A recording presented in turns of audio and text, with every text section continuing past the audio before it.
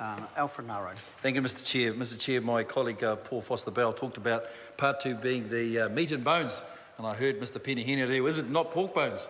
I'm not sure, Mr Henry, but you could say this could be pork bones this year. This is the substance of the bill in part 2. And Mr Chair, I do thank you for your wise guidance in saying that all speeches, in a sense, especially in committee stage, should add some relevance, some new information. And so, Mr Chair, I do stand with some new information that I can add to part 2. That maybe this could be the pork in the bones for Mr Henry in this regard. So, Mr Chair, we are talking about part 2, the transfer of property, of rights and obligations from the old board to the new board. So when we talk about old board, Mr Chair, the old board of the Churches of Christ are an associated Churches of Christ, was set up as united churches, to unite churches and to work to bring them together, the various denominations under one banner.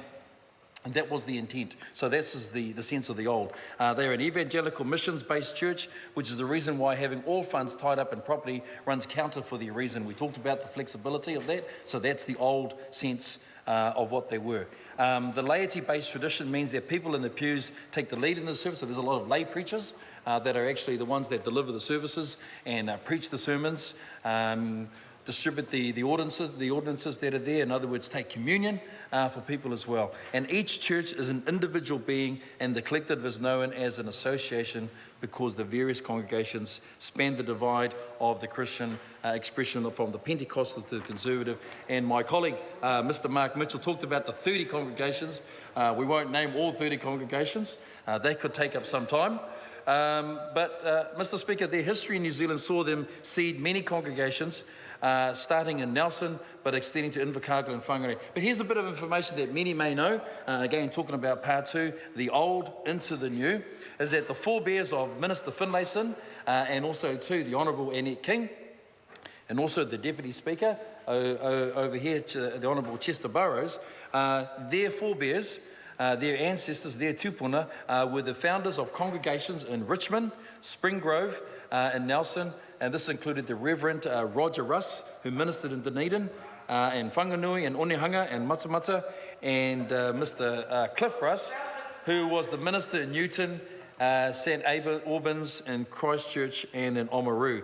In fact, Mr Speaker, since I know that Miss Sepuloni would like to know the 30 churches in the 30 areas, I won't name them all, but I will name a couple of churches in particular. And I want to acknowledge that I think it's called Annesbrook, actually in Nelson. I think, is that correct? Annesbrook in Nelson. And that's where the Honourable Chester Burrows was actually married. So this is one of those churches. That's part 2 of the bill, because this is the in a sense, the old, okay, moving into the new, Mr Speaker. So, Mr Speaker, I mean, this bill in this part 2 is talking about the transfer of property, the rights and obligations, but we're talking about the old into the new. And Mr Speaker, as I've spoken before, this is to allow the flexibility. The intent of the old was that it would establish an umbrella association that would bring both the denominations from Pentecostal to those that were more conservative together, but still focus on what they had in common. And what they had in common was to be able to outreach into their communities. But since 1929 to where we are now, it's obviously agreed that the fact is that this transfer, not just of property, but rights and obligations, is to ensure that they then be able to administer their roles and responsibilities of ministering into those communities in particular. Mr. Chair, I think it's important in sort of rounding up my speech and my contribution to this. I acknowledge the Honourable Nick Smith, who's brought this forward. I want to acknowledge the board who came and who's made their submission to the Select Committee. There were only 2 submissions, but when they did, I want to acknowledge Mr Altman, who was the Secretary, and also to Mr Stephen Bajan, who's the Chair as well.